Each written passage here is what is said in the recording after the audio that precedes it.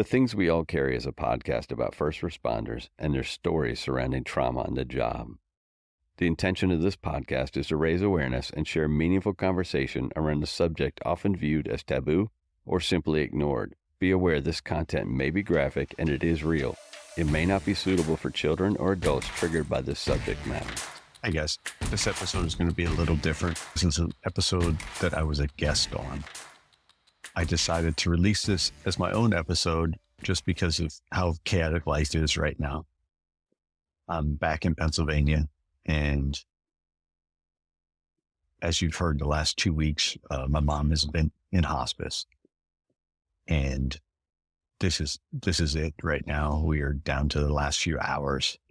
So I just wanted to get on here and thank everybody for reaching out, and the support that I'm receiving has been wonderful.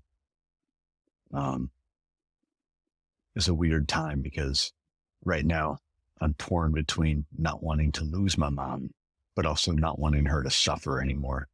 And I know that for her to pass on, for her to die is the end of that suffering, and she deserves that.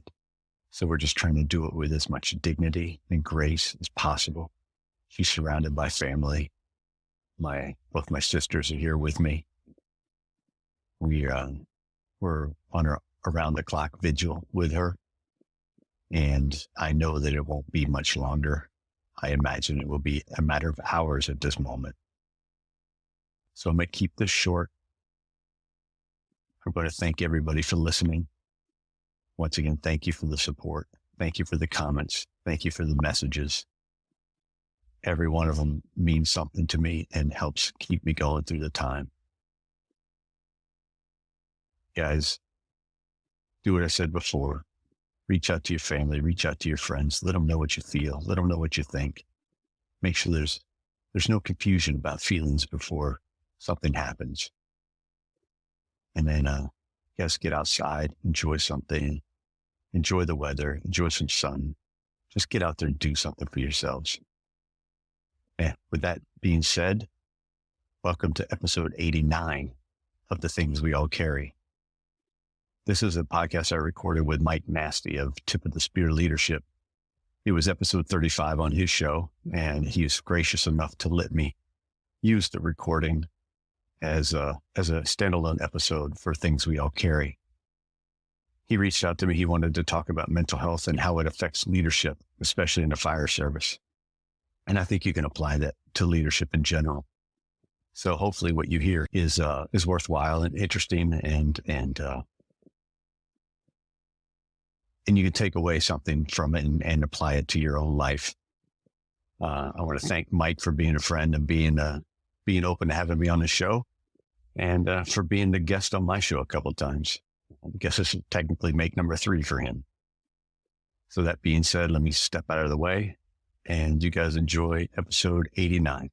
A quick reminder to please help us build a community which not only recognizes, but supports each other through the struggles and recovery. Reach out through Instagram at The Things We All Carry, or email mystory@thethingsweallcarry.com to offer support and share your story. Please remember to leave a review on iTunes and give a shout out to any first responder you know, love, or care about. Y'all enjoy the show. Hey, everybody. Welcome back. This is going to be episode number 35, the Tip of the Spear Leadership Podcast. Today, I have probably one of the most influential people I have met. This man is leading the charge when it comes to awareness for mental health. And he's somebody, as a podcaster, as a human being, as a man, as a firefighter, I really look up to. He's about as sharp as they come. I have Stack with me today. Stack, please introduce everybody. Well, first of all, thank yourself to everyone. Thank you for that introduction. I don't know if I rate that actually or not, but I appreciate it. And congrats on the show. It's kicking ass. Good job, man. Thank you, sir. Well, a little bit about myself. I've been in the fire department 10 years. I'm in a Northern Virginia fire department. A couple of years ago, I started noticing some things about mental health, and we had, you and I are both in the DMV area. So in that DMV area, in 1 year, we had 5 suicides, and they range from volunteer to career to, to 20-year guy to rookie. And I just felt like we needed to do something. And to do something, in my opinion, was to open it up and start talking about it, expose the light on some of it. And so that's where my show, The Things We All Carry, came from. And I like to give people a space to tell their story and kind of discuss it, but also just more importantly, discuss their recovery and what they're doing to deal with the traumas and the bullshit that we see on a day-to-day basis in the job. And like I said, that's where the show was born from. And I'm no mental health expert. I'm just somebody that basically lends an ear and gives a platform. So, in my personal opinion, just from talking to you, I've been on your show a couple times. One of them, it was us and two other guests. And we talked about, just kind of problems in the fire service. And one continual subject that came up was mental health and taking care of each other. And I think it was a very good discussion. And I think what you have going for you specifically with your show is relatability, is a connection, because you're one of the guys, right? You're, as you said, you're not a mental health expert, and that's okay. But how many mental health experts that are truly educated, experienced, and all that, 20, 30 years where they're the mental health gurus, how many of them spend any time in the firehouse, riding a fire truck, know what it's like to have these really, really bad calls? Yeah, I can't assess you as a psychiatrist, but I know what that feels like. You have seen me on this call with you, and we've done it together, and this sucks, or it's great, or it's fulfilling or not. I think that's where you get why you have such a grasp, and why it's something that, as I said before, I really look up to with you specifically. And I think that's very important. I don't think that should go without being said. I think there's a grasp there in that sense that I'm just one of the guys. I ride a rig every day at work. I put it with the same kind of crap that we all do. I see the same calls. I'm also, and I said this in my introduction yesterday for the show that was released today. I'm also just a flawed human being. I've been through my own shit. I've experienced my own struggles with mental health. I've sought out my own therapies, and I've been through therapy, and I continue to work on who I am and what I am. And I'm learning that that's a never ending battle. So I think that gives me, just being able to admit that and talk about it gives you a certain kind of, I don't want to say a right, but it gives you kind of an in, put it that way. Yeah. And I think that's what the relatability part is. You started a show and you're talking about these things. It's the things we all carry, and the objectionables. The objectionables is the original Instagram page that I started years ago, just to kind of to expose some of the crap and bullshit of leadership and boots on the ground. So I'm glad that we addressed that part, because I personally have my show geared around leadership. I know you know that, but I say that in jest. But so the whole point of the show, what I do with here is leadership, right? And Frank Viscuso in his book says, a leader of one can be a leader of many. If you can't lead one, you can't lead any. And what that quote means is you have to be able to lead yourself. It all starts with you. And I think that mental health starts with you as well. The individual firefighter, or whatever rank you are, we'll say for this show, just ease a conversation. If you're not in a good space as an employee, you can't be in a good space to be a functioning member of a team.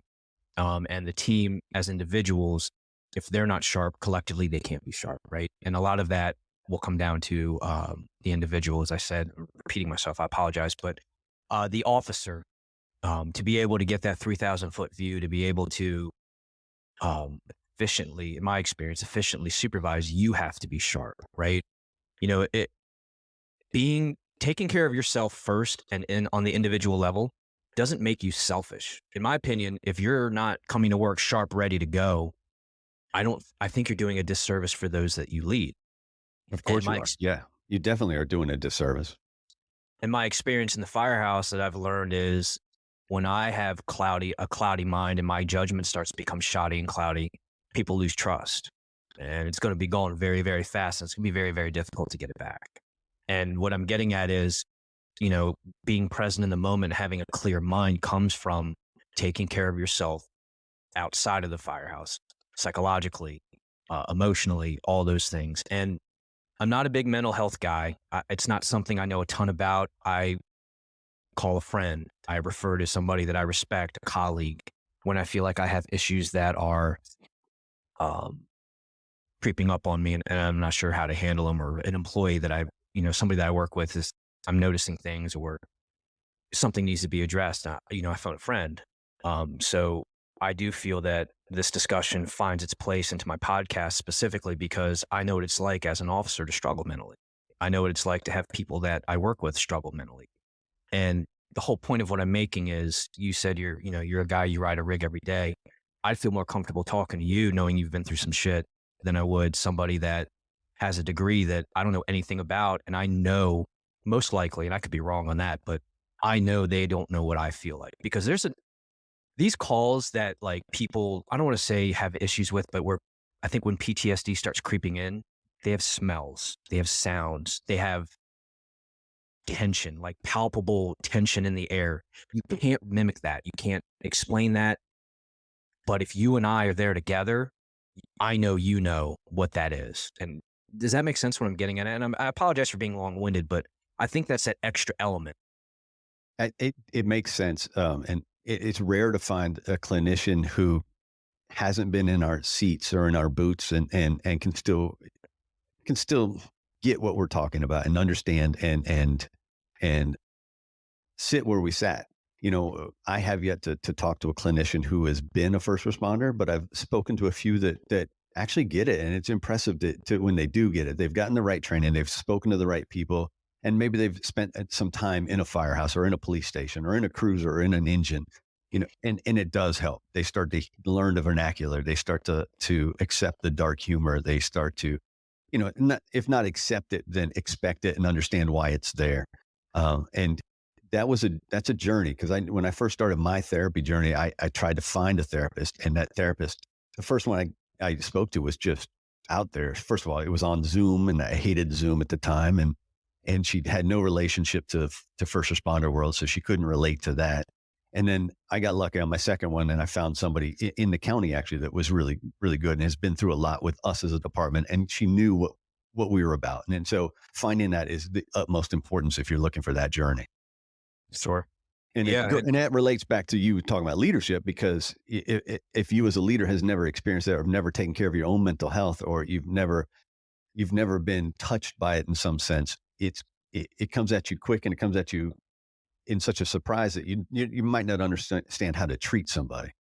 Sure. And, I think it allows you to appreciate where they're coming from as well. And I think everybody kind of in time, or over time, they get lost in kind of what they have going on, or the direction of their department. And I mean, especially nowadays, anyone you talk to, they're like, oh, we're hitting staffing lows, and we're doing holdovers, and people are getting mandatoried back, and I'm not seeing my kids. And I'm by no means discrediting any of that, but I'm just saying, everyone's kind of going through the similar problems. And I think if you don't understand what it's like to be at their level, from being a leader, we'll just say being an officer for right now. As an officer, if you don't understand where they're coming from, respect it, you're not going to be able to help them. And what the point that I'm making with that is, if you've never struggled with some type of mental health stuff, how do you truly appreciate, or how do you truly sympathize and empathize with a situation that somebody may be going through? Because it's like, oh, well, you're getting called back. Yeah, okay. Well, it's like the third one you've had in 2 months. What's the big deal with that? Well, it is a big deal if you have X, Y, and Z outside of work going on, and you're probably maintaining, but those things can be the straws that break the camel's back. And if you've ever been in the position where the camel's back was broken, okay, dude, you're going through all that. I know what that feels like. This is what I went through. This is how I felt. This may not work for you. This is how the department handles these situations. This is how I did it as well. And you add that relatability almost, and you add I don't want to say I'm walking a mile in your shoes, but I feel like, when you're able to say those things to somebody that you lead, and somebody, that's in your under your area of command, if if the boss can say, hey man, I've been in your shoes. This isn't going to be fun. It sucks. This is what worked for me. And they can give you the long-term, how it worked out long-term as well. So they can almost see into the future of, oh, he's been in my shoes. He did X, Y, and Z. Over time, this happened. All right, well, maybe that'll make me feel better. Or if, and the flip side of that is they can tell the sincerity in your voice if you truly care. And I feel like when you sympathize with someone, or you tell them you've been in their shoes kind of before, you can't fake that, right? They can tell body language, tone of voice, all that, you've been there. And I mean, I know I've been through it before where people have helped me out with some stuff, and I could tell the difference between the ones that were helping me like as they're supposed to, and the ones that are like, shit, dude, I've been in your shoes. Here it is. Yeah. There were a couple of points there, and I go back to, know your people. And that is it's a proactive thing. And if you're trying to get to know your people reactively, you're already behind the eight ball and you've already lost your people.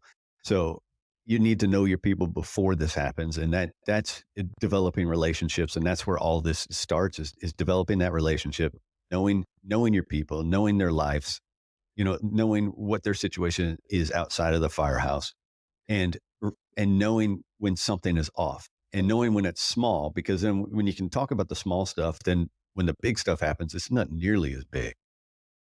Yeah. And you can also add that relatability, or not the relatability, the a mutual respect back into it as well. I think, you can't predict everything, but if you work with someone for 6 months, could they have a career call or a life event? Yeah, sure. But if you will work with someone over a period of 5 years, those situations are much, much more. And then over time, as you said, knowing your people, you're going to know them much, much better as time goes on. And the way situations are handled, or situations that are brought to your attention at all, between 6 months and then that 5-year mark. 5 years is just for conversation, but Right. No, I get it. Once you build trust, build relationships, mutual respect, you show that you truly care, because you can do that in 5 years. You may not be able to do that great in 6 months. I think, they'll be able to, you'll be able to know them well enough to know when something's not right. That big 3,000 foot view. It definitely takes the time. It's a rare leader that fits in immediately, or not fits in, but starts to understand people immediately. And that just, some cases, I think you either have it or you don't have it.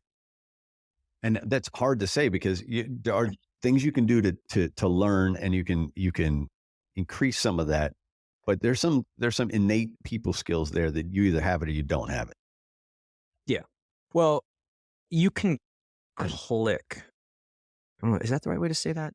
I think there's a charisma, bravado. I'm not sure the exact word to use for that, but there's people. You're just like any other people. Like, it's just like a neighborhood. You're going to click with certain people immediately. There's people that you're not going to click with.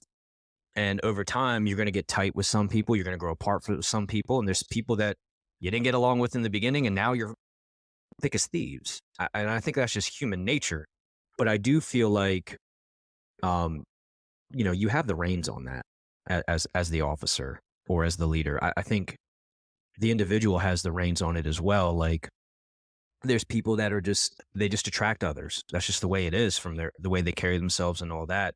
But I think, you control that by your actions and how you treat people. And if I'm very, very respectful to you individually, and, I take the time, not that I would go out of my way to say this, but I take the time to know if you're married, you got kids, what their names are, their sports. And then you're like, hey, I'm off next week, or I'm off Saturday, kids got a ball tournament. Oh, Dave's got a ball tournament. Is he doing travel into Tennessee, or are you guys staying local?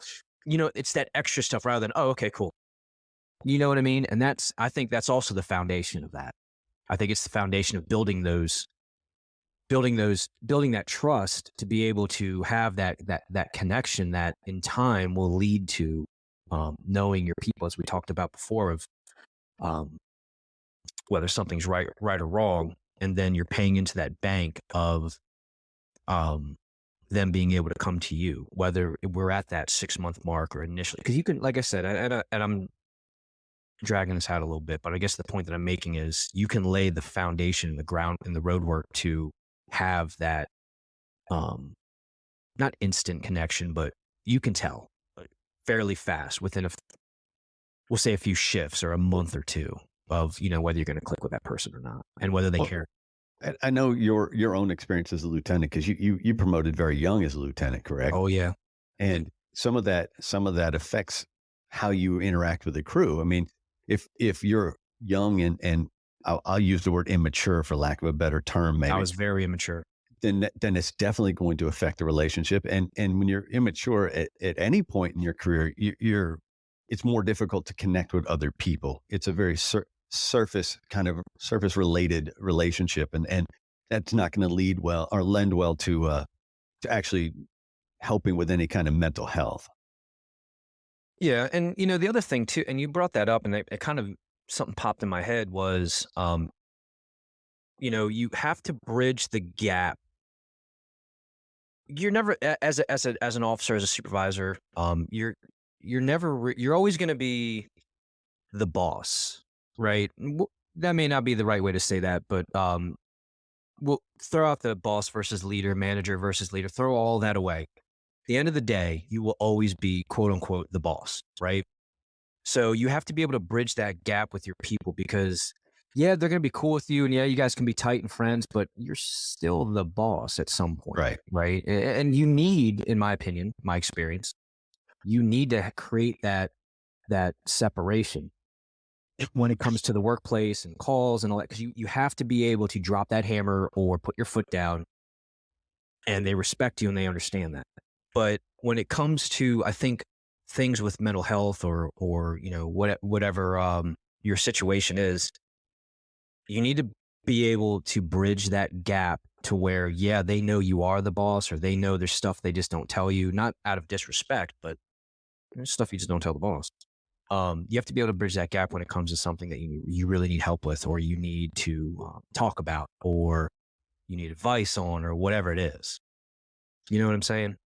That if there's a gap there, it can be hard to bridge for a boss, quote unquote. And I think that's where, on a crew, and we all know who a senior man is or a senior person is in the firehouse. And that's probably more a position, yes, it's formal, informal, whatever you want to call it. But that person is so in tune with everything that's going on. That's kind of that bridge of that gap in a way. Sure. Exactly. And you want to foster that environment because, you may not be comfortable coming to me telling me you have a problem with drinking or, I don't know, whatever your problem is. You may not feel comfortable talking to your officer and that's okay too. But I do feel like, the more mature you get, the more life experience you have, they will not only look to you as a quote unquote boss, but they can look up to you as, somebody that has life experience. They're mature, that you can handle what they're going to come talk to you about. Because when I got promoted when I was 29, 28, late 20s, do you really think somebody that has 3 kids, a wife, has been married for 20 years, and they're struggling with whatever it is, they can come talk to a 20-year-old kid about anything? It's tough. They're not. But I know that when I was in my 30s and had some stuff that I needed to work through, I called a guy that was into his late 40s, mid 40s, had a kid, had a wife, and I felt like maybe he's been in my shoes with struggling before, or maybe he's been in my shoes with having some issues and needs some help, or maybe in his time of being married and having a kid, he's got some life experience where I felt that, I don't want to say father figure, but that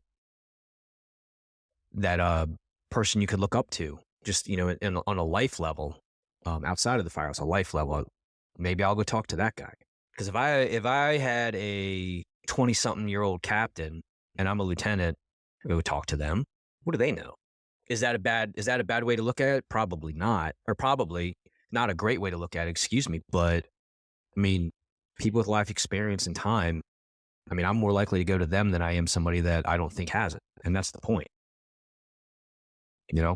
It's that life experience is very important. I kind of wanted to speak about talking in general, though, because when you're going through something and it's yours, it's your very personal journey, it's your very personal experience, and you're in turmoil of some sort, even if you know what the right things are to do, they're tough to do.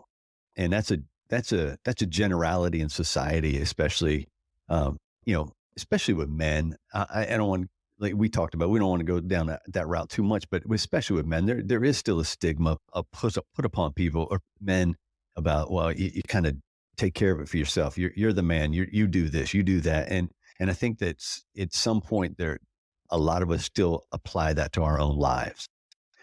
And so whether you're the best leader of your crew that you could ever be, sometimes it's just a point where that person's just not ready to share it yet. And there's not much you can do to defeat that except for make yourself available when they are ready. And it's, that speak from my own experience. You know, you and I went over what I'm going through right now in my life, and Sure. I should probably be talking to more people, but it's not easy because, first of all, it's an awkward, death is an awkward situation. Sure. That's a huge topic to broach with somebody, and there is that stigma. It's like, and this is going to sound really ridiculous because of the show that I do, but there's that stigma of like, well, just take care of it. You know, you'll be okay. Just motor on through, and and it almost feels to me, it smacks of, when I do it, it smacks of I don't know, hypocrisy, I suppose, that I have this reluctance to talk, but we all have that reluctance to talk, and it's trying to convince people to get over that reluctance and to remove that stigma from your own head, because really, to be honest, that's where that fucking stigma is. It's in your own head. People will listen to what you have to say. Why do you think people are reluctant when it comes to that? In general, just to talk. Yeah. Because it makes you look weak. Where if you've ever been to therapy, you know that you're not weak to talk. You're probably even stronger to talk, because Sure. it's a fucking 12 round, championship fight to get into, Yeah. to really do your work. It's a fight. Just making that decision to actually talk to somebody is huge. Actually, then sitting down, talking through it, and then continuing on week after week. It's a drag, and it's a fight, and it's work. I mean, I've talked to people about when I leave a therapy session, you just leave it and you feel exhausted. You're tired. You're physically tired. Oh, yeah. Yeah, but you know what, though? I mean, I'm trying to think how to say this. I mean, how many times have you heard somebody say, well, that dude had the balls to say that? You know, like that's what, remove the fire service just in general. You know, I mean, here's a great example.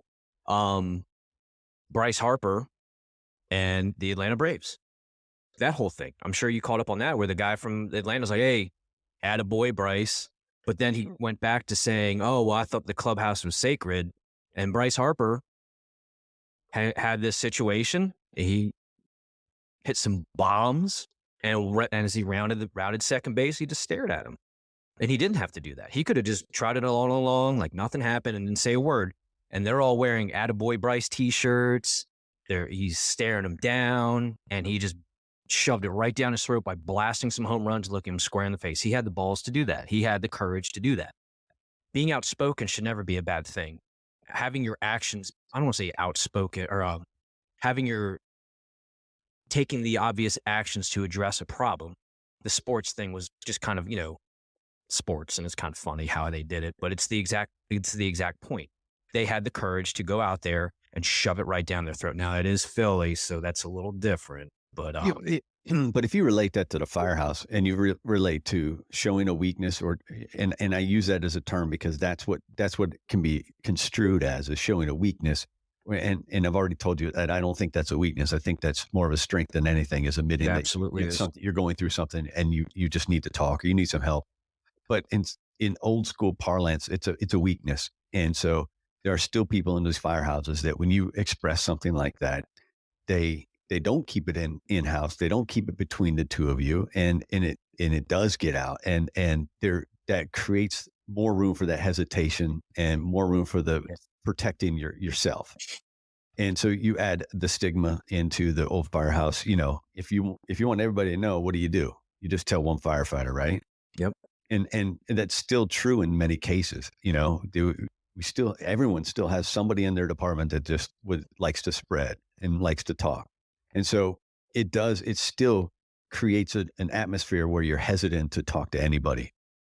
Sure.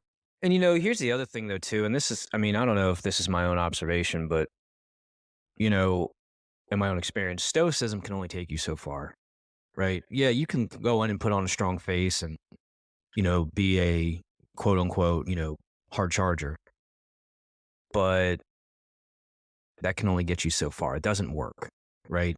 In your own way, no matter how you deal with it, no matter how you, um, unwind, I guess, or whatever after your shift, that's up to you. And there's people that are okay at it. There's people that are good at it. There's people that just aren't. They don't understand or know how to process exactly what they're saying. And I don't want to jinx it, knock on wood. I haven't really had a ton of issues with knowing how to do that once I figured out a good way to get it out. Once I found a good way to decompress. Right. Once I found my system, it took a while. It took 12 years of my 16 and a half year career to really, really grasp it and know I need to go do X, Y, and Z and I'll feel great. And they're healthy things. I'm not going to get into it, but it's all healthy stuff. And then after that, I found that one of the biggest things, and this is what I'm getting at, is detaching yourself. And people hate that word detaching, but I don't want to say I don't care. I care on a human level, but I cannot allow myself to care and personify myself or personify that situation where, you have a 6-year-old kid. I have a 6-year-old kid. The 6-year-old kid's all jacked up. I cannot allow myself to make that link. You have to just shut it off. And I think when you're in a healthy space, you know yourself and you know your outlets, you're able to flip that switch. And it's not because you don't care about the person sick. It's because you have to take care of yourself psychologically, mentally, emotionally, and all that to be able to move forward in your career. And I think people become uncomfortable when you're uncomfortable. So Stack, you come to me, Mike, I got some jacked up shit. Boom, boom, boom, boom, boom, boom. And kind of like what we talked about before the recording. Prime example. I know I've been in a similar situation. I know what this is going to feel like. I immediately was ready to tell you what helped me. And I was immediately ready to say, here's my connection to you. Here it is. But I wasn't uncomfortable when you told me about it. Imagine if I was uncomfortable, and I think that's where the problem is people become so uncomfortable listening to other people's issues. They don't know what to do. Well, I think that goes back to relatability. You don't have to understand everything that someone's going through, but you have to be ready to relate on a human level, even if it's not to that specific topic. Opening yourself up and being vulnerable as a listener is beyond important. And you have to be compassionate. And I think when you're able to be compassionate and you're able to mix in relatability, or you start off with being compassionate for their problem, you can be, you can relate to it. You can add in your experience. And then overall, you're the guy with the life experience because you have time on, you're older, all that stuff. I think that as a package will allow that situation to be successful for the person that needs the help. And that life experience and that age, maturity level, that person will know not to talk to anyone about it. That's how it doesn't start spreading around firehouses or rumors don't start or whatever you want to call it. None of that ball starts rolling because that person understands what you're going through and what it feels like. And then they can even go above and beyond and, do that whole, well, this person helped me. This is our policy and how we can do this, that, or the other. Here's my cell phone number. Don't ever be afraid to call me. You got it 24/7. I don't care, and that's, I think that's where people become more comfortable with getting their issues out. As a lieutenant, as an officer for you, was there any kind of mental health training? Like this is how you deal with not a specific situation, but in general, what was that training for? Or was that just on the job for you? So with me personally, I went through some issues, before I got promoted, after I got promoted, some family health stuff, and then some of my own issues, some stuff I just needed some help with. I'll leave it at that. Where I went through it myself.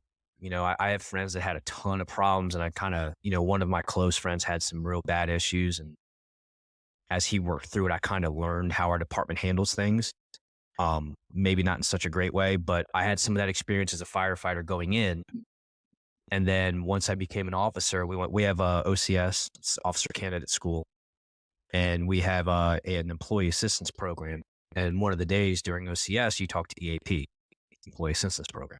So they talk about who they are, what they do, and then they give you a synopsis of stuff to look for and all that. And then they kind of talk about what they're doing.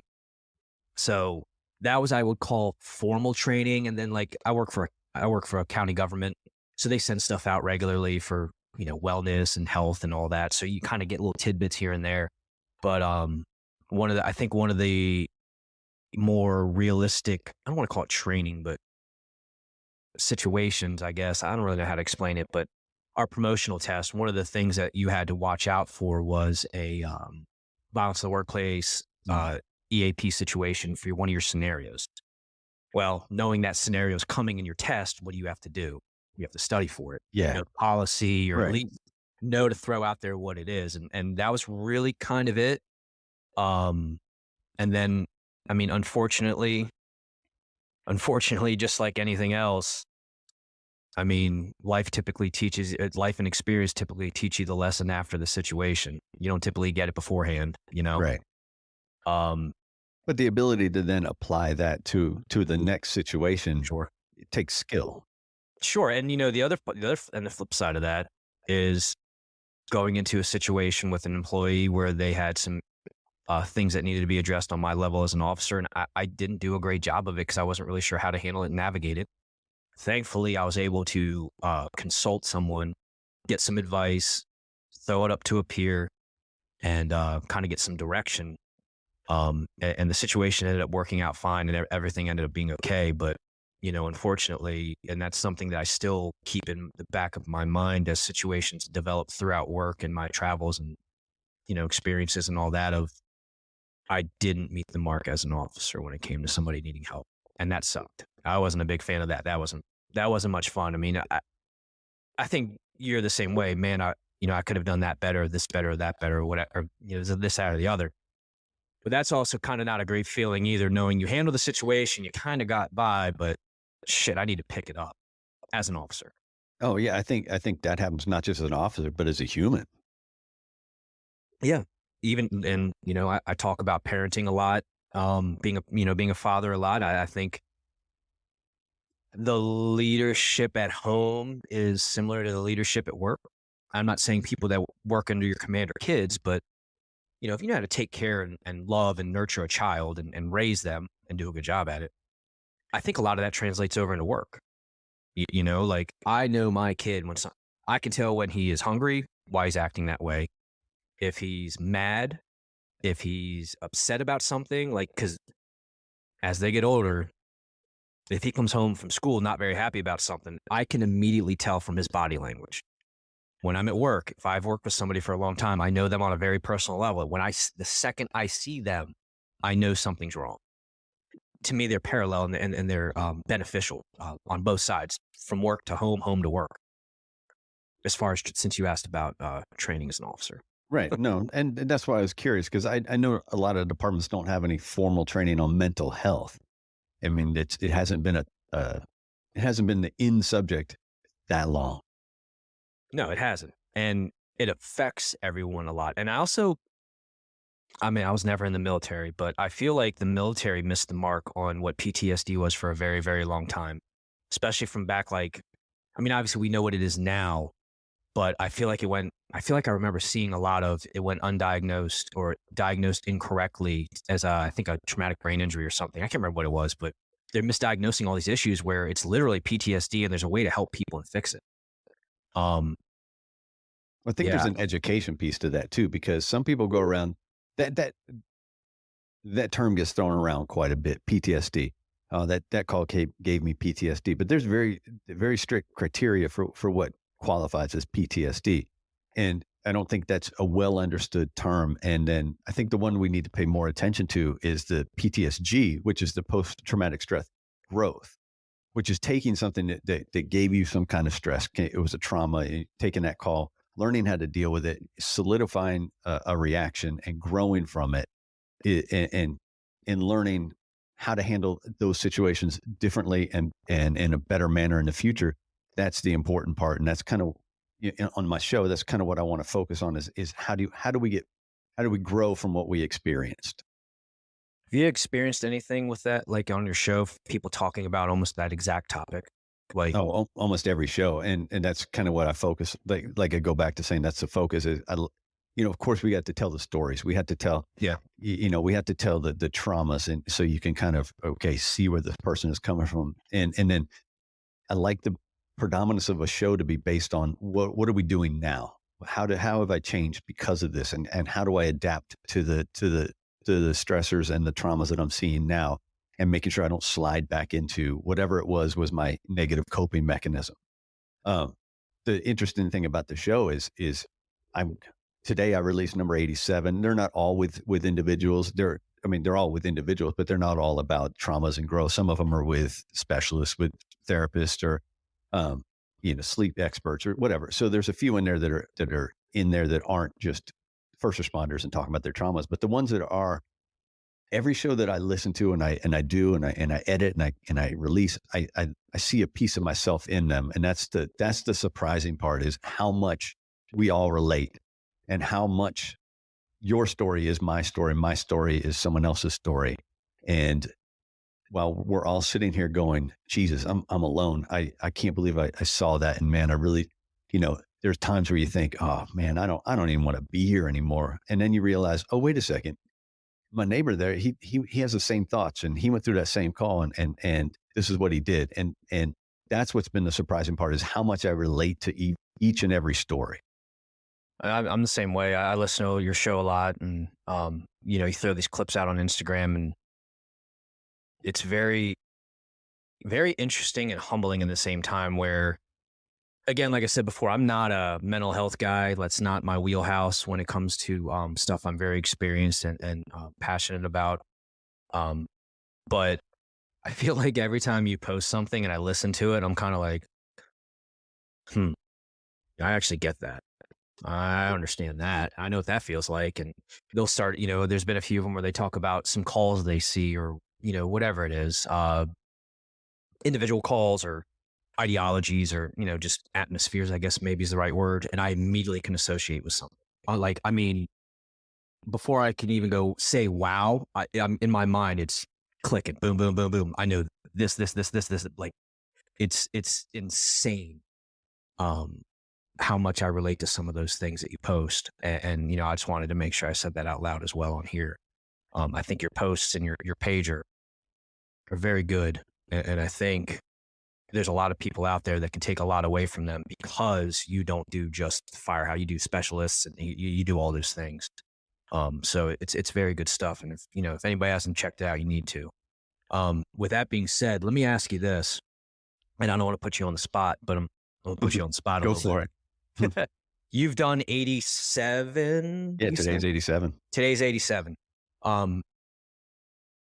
How many officers have you had on there that talked about being able to lead their crews, or how mental health has directly affected them?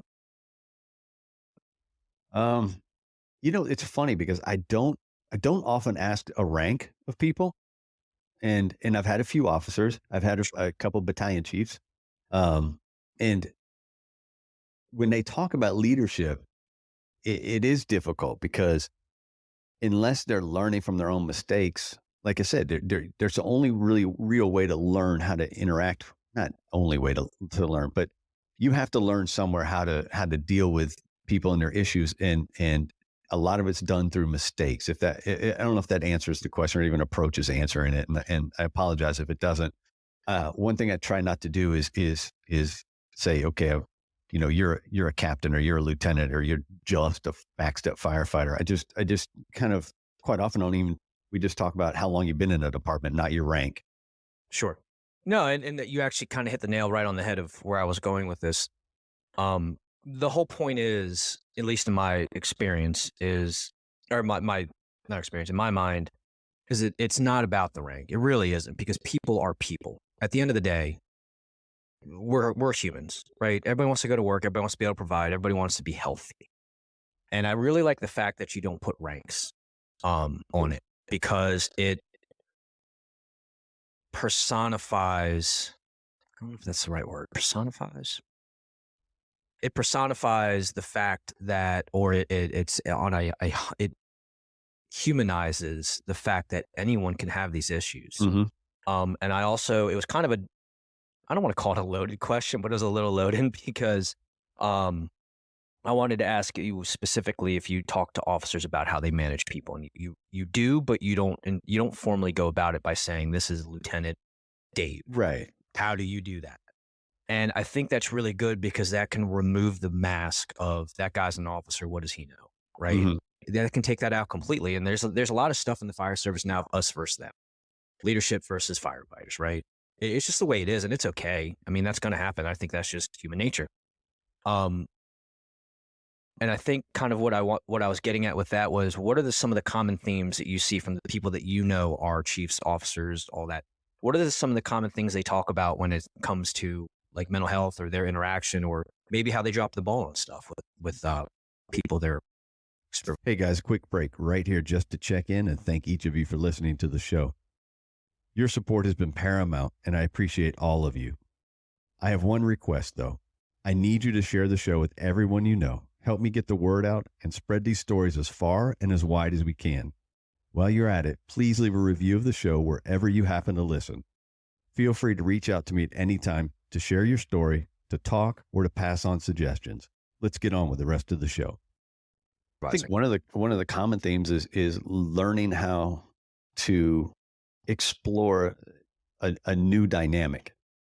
Mm-hmm. And like we both already mentioned it early on in the show, this is a new thing. This is a new phenomena to be open and talking about mental health in the fire service or in first responder worlds in general.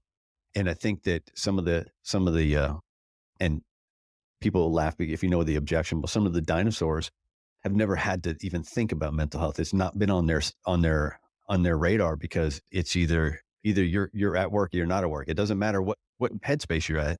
It's just you're either here or you're not. And so learning to navigate and understand that firefighters are humans who happen to be doing the job of firefighting and not just, identifying, just not simply firefighters. So taking that and putting that human aspect back into it is something that some of these guys in these leadership positions who have been in the established for 20, 30 years are starting to learn. And I think that's a theme that I've seen quite a bit. No, I totally understand that. And, I think I also asked that as well because, I had a call that really stuck with me that happened, 7 years ago, where it wasn't even anything like traumatic per se, but it was a fire that we went on. Everything that could go wrong on that call went wrong. I've never in my career been so embarrassed. I've never been where everything just sucked. Nothing went right. Everyone tried, but it didn't work. I flat out failed as a firefighting officer in the front seat of a fire truck on a fire. And that's something that is very difficult to even remotely say out loud. And I was able to admit that obviously earlier on, and it changed in my entire direction and trajectory as an officer and really got me to realize I sucked and I was shitty and I wasn't a great guy. I wasn't. But being able to out loud say, instead of blaming others and saying it was that person, this person, the driver, the firefighter, the backstep guy, whoever, it doesn't matter. No, it's not their fault. It was me. And I hate that I have to say that, but it is what it is. And, once I don't want to call it rock bottom, but once you are able to actually admit that and move forward, it takes a weight off your chest. And then moving forward, I wish I could get that fire back, and it follows me around still to this day. And people, I think, mention it jokingly, but it comes up very regularly. And then as I worked through that, like if an address on that street came out or that street comes out at all over the radio, I feel it. Yeah. I had severe anxiety for the longest time of any time we got put on a box. I'm like, I mean, on the outside, I didn't portray that. I didn't allow that to come out. But in my mind, I'm going 1,000 miles an hour because my ego got crushed. My um, confidence was absolutely trashed. And it took a couple fires, one of them on the same street, that went very, very well for me to bring it back up. But still to this day, I have to work on taking a breath. I know my job. My guys are sharp as razors, but I mean, this is 7 years ago and I'm still dealing with this on the regular at work. It pops in my mind once or twice a shift and it's not fun. It's not the end of the world, Right. but I know I've been through that. And the call really wasn't that bad. A couple people got hurt, nothing too serious. And I can't really get into too many details, but the long story short is, all the onus of that is on me, unfortunately. And that's something that I've had to carry with me for a long time. And it's not bad. It's just, again, and I hate to repeat myself, it's just something that it just sticks and sticks. Like it doesn't go away. And it's tough. It's not fun. And it's embarrassing at times. I think that we all have those calls, and of course, that's the premise of the whole show. The things that we all carry, we all have those calls that stick with us, and it's how you process through those calls and grow as a firefighter, as a leader, as an individual, or as a dad, or whatever it is. It's all about how you grow from that experience, and then being able to pass that along. Yeah. And, I feel like I've grown. I feel like I've moved in the right direction. And I feel like it made me realize that, yeah, you recovered from it, but you ain't done yet. You still got work to do and you need to be humble because yeah, you did great on this fire, but remember that one time you did really, really shitty. Yeah, this feels cool. This looks great. You guys knocked it out of the park. You should feel good as an officer.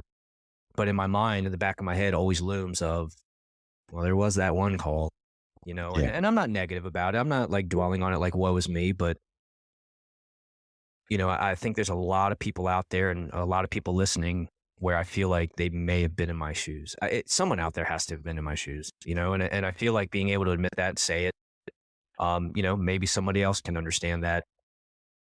It sucks. And It's funny that you say, yeah, I feel like there's someone else that's been in my shoes. And that's a theme that runs through my guest right there is I get people that reach out to me and they send me Instagram messages or emails or whatever. And one of the first lines in those messages goes along the lines of, if there's one person I can help. And I hear that quite a bit. Sure.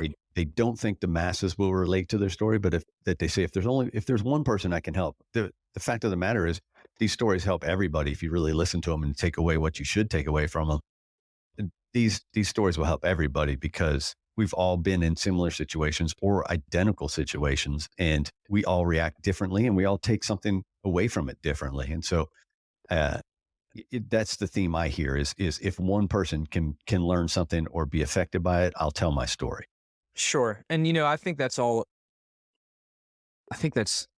again, that humanizing factor. And it's very interesting the way you said that because, I mean, I listen to podcasts and all this other stuff, and there's so many times where I'm like, damn, I know that, I relate to so much stuff, but I never tell them. I don't reach out to a podcast that I listen to and say, hey, this, that's me. I just didn't really do that. So that makes me kind of think, there's probably a lot of people out there that'll hear stuff that they may not give you the feedback, but that doesn't mean you didn't make an impact. That doesn't mean that you didn't, they didn't relate to it in some way.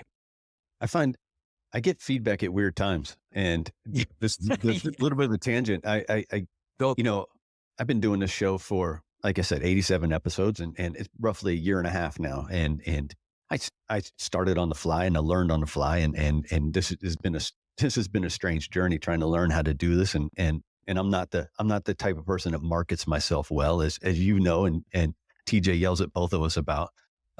Shout out to TJ. I hate to boost his ego even more. It's a good ego. I think he's a humble guy, but I'm not. It's something I've learned on the fly, and now I've lost my train of thought here. Sorry.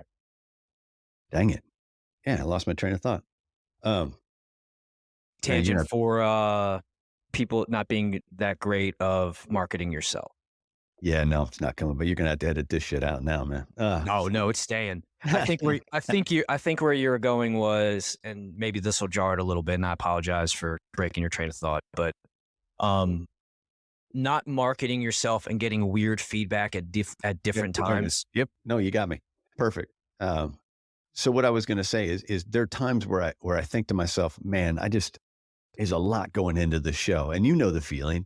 Mhm. There's a lot that goes into recording, editing, producing, for lack of a better word, and then releasing the show. And to do it on a week to week basis starts to get tiring. And there are times where I think, man, I can't do it anymore. I'm done with it. I think this is the time for me to say adios and step away and do something different. And then I get a message. It's like, man, that show, what you just did for me there. And it blows me away that people still they find these times where they reach out and they say thank you, and it's just enough to go, okay, let's do it, let's do some more shows, and it just keeps going. And so when I hear that, it makes it all worth it. And so it's weird, that timing, there's a weird timing that people have, and I don't understand where it comes from. I don't believe in higher powers, so I had to figure out how it's happening, but it does happen, and it's crazy how it happens. Yeah, the metaverse. Yeah. The metaverse has a way. Yeah, no, I totally understand that. There, I mean, and you know, kind of my story and my genesis of where this came from. To me, it can be therapeutic.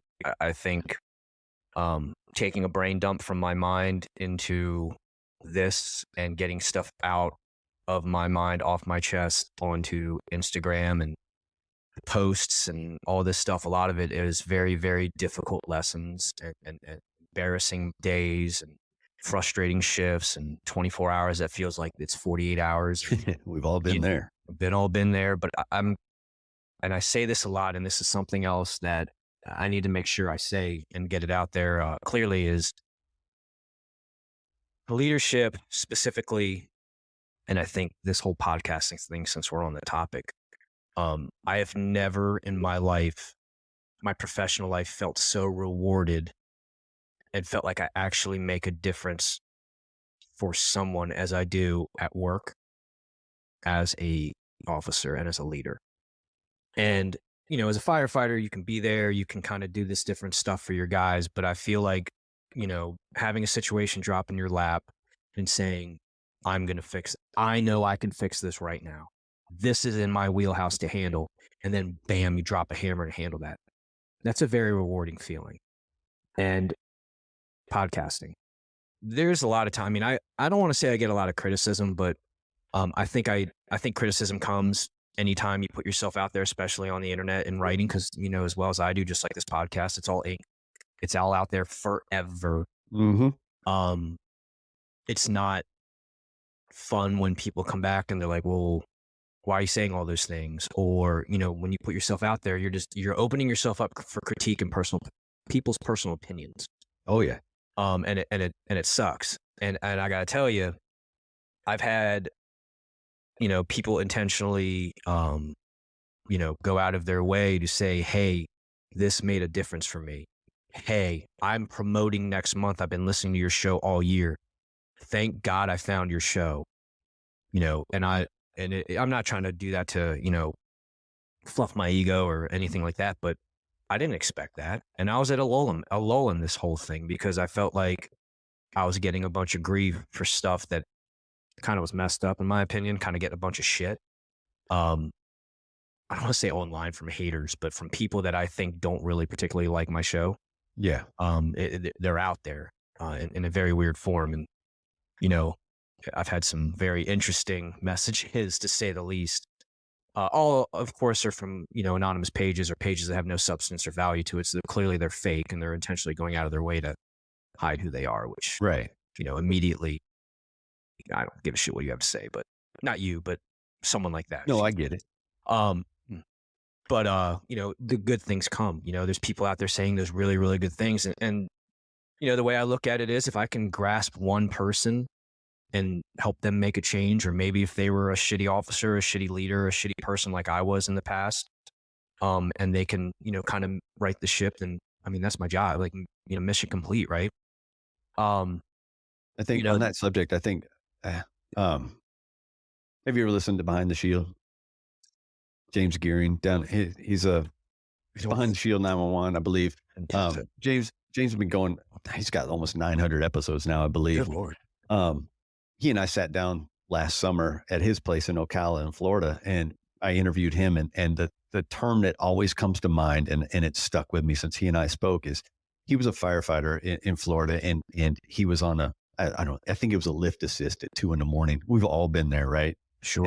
And he was thinking to himself, what the hell am I doing? I'm losing sleep. I'm doing this. I'm doing that. This job is driving me crazy.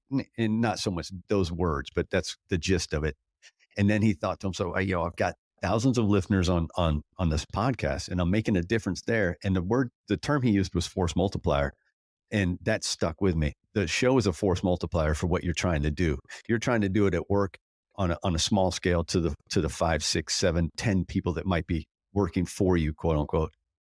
But in this metaverse, as you said, you're doing it to thousands of people at a time. And so that's your force multiplier. And that's where that comes from. That's where that feeling of that helped more than just 5 people. That force multiplier is so important. It will keep you going through the down times.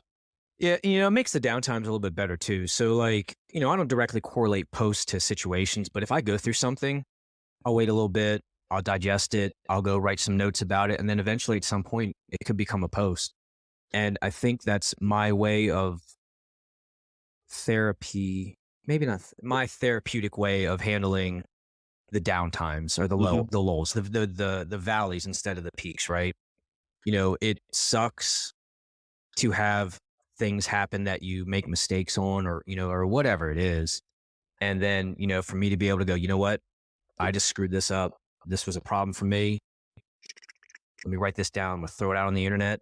And there's been a lot of times where I get messages about posts that I make. They're like, hey man, I've been in that. Thank God you made this post, or thank you for making this post. Actually,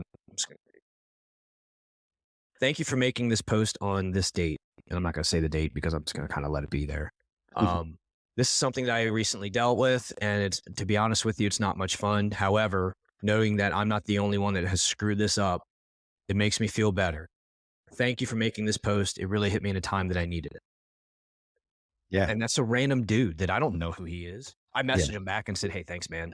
Yeah. But, hey, him and I jived a little bit about what the thing was. I threw some advice to him, and, maybe he'll message me back. I mean, and that's so valuable. It's what keeps you going in what you're doing. Sure. And there's also been times where, again, if I have some mental health stuff or stuff like that, I come to you, I'm like, hey man, what do you think about this? Or, the group text that we have, hey, what do you guys think about this? Not because I can't make a decision or I don't know what I'm doing. It's because I have a network. If you want to go fast, you go alone. If you want to go far, you go with others. Mm-hmm. And I think that network is incredibly important. And, I like to build a network, and that's why I make posts on my personal experience. And quite frankly, it gets everything out from being bottled up inside where I feel like I can't, where it all becomes too much. It's like, you're venting really is I don't want to say what it is, but you're venting, and it keeps the BS from building up to where you have a boil over. Well, it goes right back to what we discussed before you hit record, and the fact that, we're lucky we've created platforms for ourselves, whether how large or small the platform is, we have created a platform for ourselves, and we can choose what we say and what we put out and what we present to people. And, I haven't sat down in front of a microphone and shared a ton of my personal story. And it kind of is like, the old Jiffy Pop, right? Where the popcorn is in the tin and it just pop and it starts to pop. It's kind of what I've done throughout this 87 episodes or 80 whatever episodes. And I've given nuggets here and there. And then yesterday I sit down to record my intro for the show today. And instead of writing out these notes and knowing exactly what I wanted to say, I just knew I wanted to talk a little bit about my personal life. And so I just sat down with a microphone and extemporaneously just started talking, and it just lit some stuff out. And you and I talked about that, and you were saying, yeah, keep doing that. And that's something that's an avenue I need to explore more of and do more of. And even if it's not to share with people, it's just to get it out. And I think that's the same thing of what you're saying. It's sometimes it's not to share. Sometimes it's just to do it. Yeah. And, I think, and since we're on that topic where we're at, I do that a lot. Even the stuff that I'm not very happy about, like if I really screw something up at work and there's something that really bugs me that I did, or a situation that played out, I'll talk about it out loud. And I think doing that allows you, as you talk through it, you stop making up your own narrative of what happened. You stop lying to yourself. And then once you say something out loud that's bothering you or that you're holding in, like, whatever it is, I'm addicted to pain medicine. Once you say that out loud and then you hear your voice saying that, or, or whatever the situation is, I think that adds much more of a reality than anything. And I think what I've realized was, and you probably do this as well, I think anyone may do this. When you don't hold back and you just say what comes to mind, comes to your mind, whatever. Once you say those things, you could go for 15, 20, 30 minutes. You may not remember what you said, but when you record all of it, then you go back and listen to everything. You're like, holy crap. Yeah. And then it's real because no one said it. You said it and you recorded it. I woke up this morning thinking, oh man, I really put that shit out there. Okay, well, this will be interesting. Buckle up. Hang on. Here we go.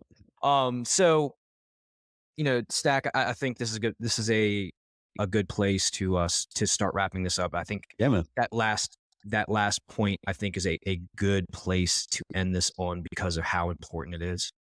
I think you need to be able to admit to yourself when you need help. I think you need to be able to be truthful with yourself if you're ever going to move through anything. And as a leader, and that's the goal of this show, is how to tie this into leadership, right? As a leader, you have to be able to admit or to be able to take care of yourself. You are number one. And I'm not saying that as no other people are not important. You are number one, as in you have to be sharp to be able to help those that can't help themselves. That's our job as leaders.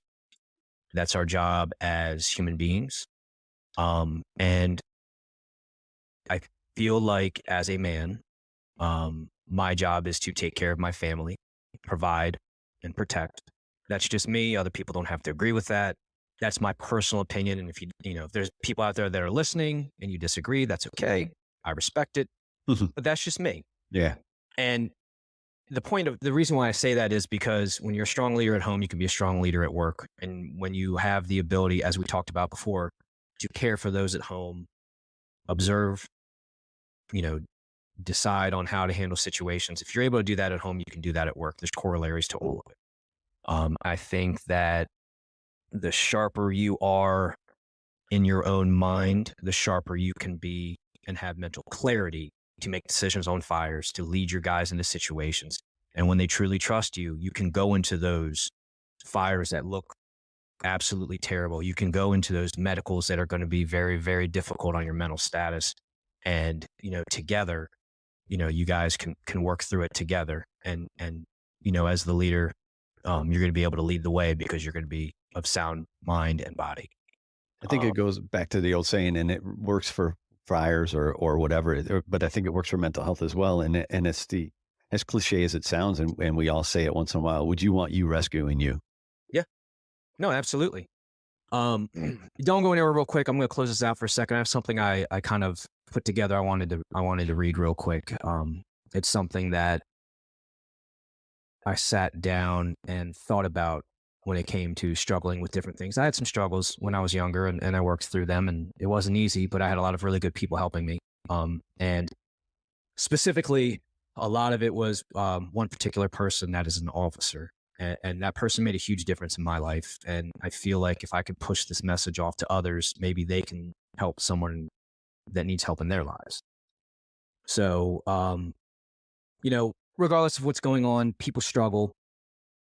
And just, most of all, if you're struggling, you're out there and things feel like they can't get any worse, they can't get any better, just remember that you're worth it. Be yourself. Be yourself unapologetically. Be proud of the person you see in the mirror. Most things in life are out of your control. They may not go the way you want. They may not be able to fix in a day, in a week, in a year. Most of all, you have to keep going. There's a reason for you to be here. There's a reason for you to fight for things. If you're struggling, talk and get help. Don't underestimate the effect on the world of your absence in it. Just be in competition with yourself, with no one else. No matter what goes on outside in the world, you are always the number one, and you're needed in the world. So if you're struggling, get some help. If you need to talk, reach out, talk to someone. Everyone should be able to step up in their lives and step up in their professional lives. But as you step up in life, pull someone up with you. I guess is kind of what I was getting at. So that's from my own mind. Yeah. I mean, on that note, if anybody needs to reach out and get some resources or just bounce ideas off of somebody, you can always reach out to me on Instagram or through the show email and I'm actually pretty free and easy with my number and I'm always open to talking to somebody. Excellent. Is there anything else that you wanted to talk about we didn't touch on, or anything else you feel like you wanted to get out to listeners of your show, who you are and kind of like, anything pertaining to what you do with your podcast? No, I think that if any of your listeners haven't listened to the show, go check it out. There's you can pick wherever you want to start. It's not linear, so you can start now and go back, or you can just start listening in the future. My show is just about telling a story, relating to everybody else, and then trying to find a path forward for everybody. You can find me on Instagram, The Things We All Carry, and at The Things We All Carry. You can find at The Objectionables as well. That's a different kind of page, but right now it's the same kind of content. And then thethingsweallcarry.com for the show. So excellent. And we'll add all that into the episode description. Stack, thanks again, man. I greatly appreciate your time. This was a very good discussion. Yeah, I appreciate you having me on, man. Let's do it again. Absolutely, no problem at all. So hang tight real quick. Yeah. Everybody, again, as I said before, thank you. Thank you for your continuing listening. I don't know how to say that, but thanks for listening. Leave us a review. Leave us a review. 5 stars are our favorite. Helps us grow the show and grows the podcast. Most of all, again, as I said before, if you need some help, you're struggling in any way, please reach out, find some help, get some help. We'll add some links that Stack has as far as resources as well. And the tip of the spear leadership: be present, be yourself, be unstoppable. Thank you guys, and have a great day. Go Sox.